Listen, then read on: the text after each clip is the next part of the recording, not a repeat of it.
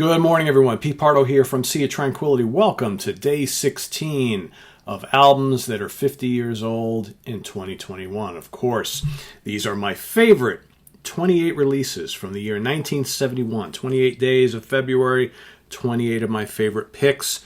In addition, every day I'm giving you an honorable mention from the larger group of favorites that didn't quite make the cut of 28. So I got a good one today. Probably some of you were waiting. It's like, well, Pete, there's this great British band, because of course there are a lot of great British bands releasing albums in this year that you haven't talked about yet, so I'm going to talk about them now. So released in March of 1971, recorded at Olympic Studios in London for A&M Records, produced by Glyn Johns and the band. I'm talking about Rock On by Humble Pie.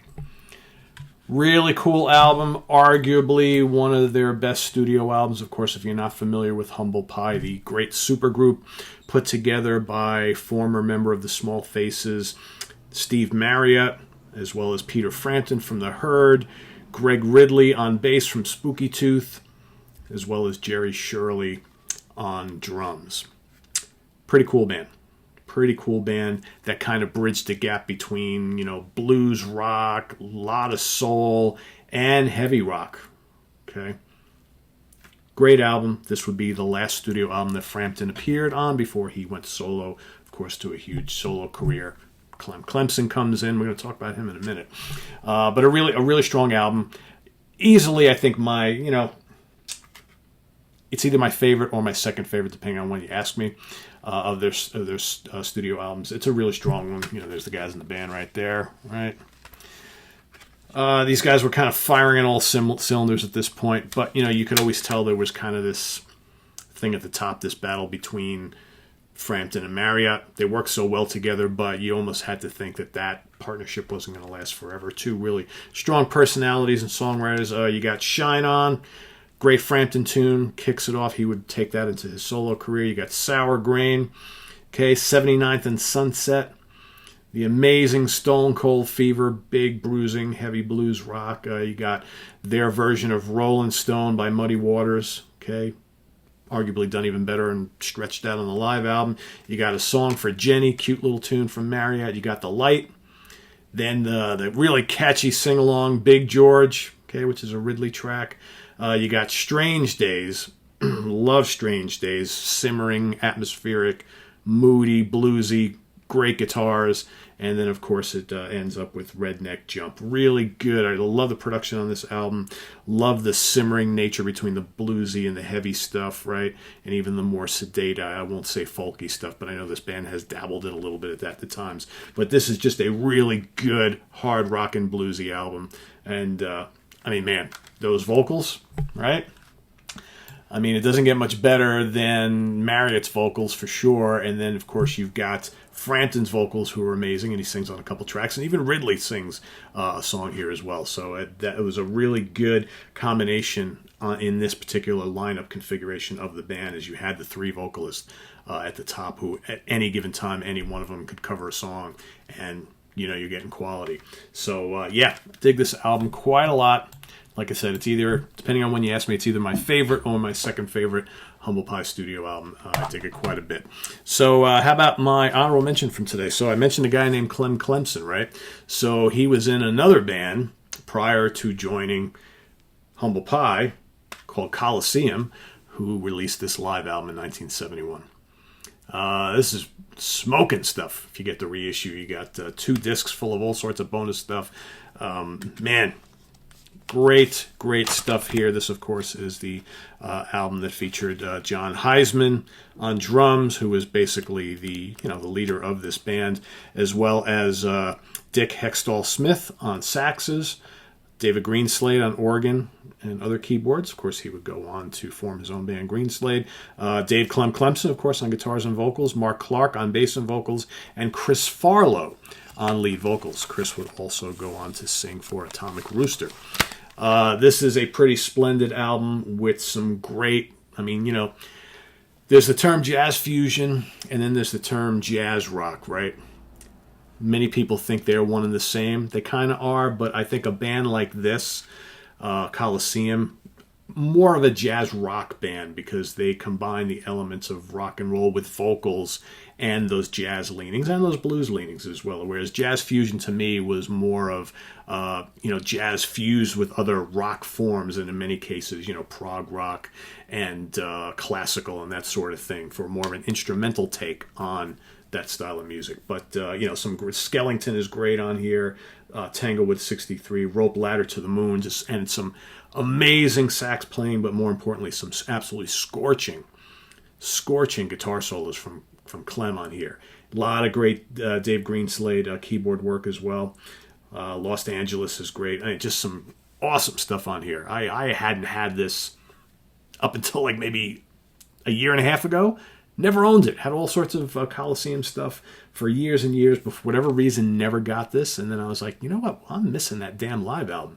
And I went and bought it, and I was completely floored. So I've listened to this a ton since I've had it. And yeah, this has got to make my honorable mention for 1971. So there you have it. Two big favorites here. One, the main pick. All right, Humble Pie Rock On. And my honorable mention is Coliseum Live. So curious to see what you guys come up with for today. I've seen a lot of good picks. A lot of people picking the usual suspects, which I have done as well too. And a lot of us are also going for some of the rarer stuff, which is pretty cool. I think, for me, I've got some can't miss choices in my regular picks, as well as some stuff that maybe people wouldn't expect. But I think, where the honorable mentions is cool because you can kind of go and pull out those nuggets that not everybody may know and give them some love to talk about, right? So there you have it for today. So put your picks for today and your honorable mentions in the comments below. We'll be checking them all out. Stay tuned for day 17 tomorrow as we march our way through the 28th. Visit us on the web at www.seatranquility.org. We're on Facebook. We're on Twitter. Of course, we're here on YouTube all the damn time. So what is happening on the channel? So we've got, hold on, because of course my old brain, as always, is drawing a blank here. So we've got tonight. What has happened? Let me get to my handy dandy calendar here. All right, so what is today's date? Today is the 16th. All right, so tonight we have no Sea of Tranquility programming tonight. But stay tuned and tune over to Steve Keeler's Rock Fantasy Files. I'll be joining Steve and a bunch of other folks talking about Pink Floyd, some of our favorite songs and albums. That's happening tonight on the Rock Fantasy Files. Tomorrow we got a very cool show. So we've got, I'm not even sure what I'm going to call this show, but it's a panel show featuring some notable dudes from some great bands that came out in the 80s, and a few of them, and they're all still going today, talking about the 80s live music scene, specifically the live metal scene. And each of these guys are from different places. All right. So should I just spill it? We've got, all right, I'll tell you what. We've got a member of Hitman. We've got a member of Metal Church. And we've got a member from Armored Saint. All joining me tonight to talk about the respective live scenes in their areas in the 80s. That's happening tomorrow. Thursday, Ryan Scow from the Hudson Valley Squares is joining me here talking about our favorite 10 Manila Road albums. Okay, then we've got a live show with Rich Catino and Chris Allo for the Monsters Den, part 2 of our Animals Attack show. That is live, 8 p.m. Eastern Standard Time on Thursday. And then all sorts of other stuff coming up into next week. And, of course, we've got another Hudson Valley Squares next week and all sorts of other fun stuff. So stay tuned for all that and more. I'm going to announce it now. I just kind of came up with the name of it this morning, but I've been plotting. I know you guys love the panel shows. And we get a lot of people who say they love the Hudson Valley Squares, but that's more centered on hard rock and metal. Well, I'm going to start up a new show theme with a different cast of characters. It'll either be weekly or bi-weekly. It's going to be called In the Prog Seat. And that is going to be, I'm going to be bringing on probably a rotating crew of guests to talk specifically about prog rock and fusion. Okay, so that is coming up probably over the next week or two, so stay tuned for that. And lots more stuff, including my kind of new daily show idea for next month, the month of March. We'll run the entire month of March, and it's going to be called Dream Set Lists. So each and every day, I'm going to be picking a random band, okay, a notable band, the band that we talk about on this channel a lot, or that falls into the guidelines of what we do here.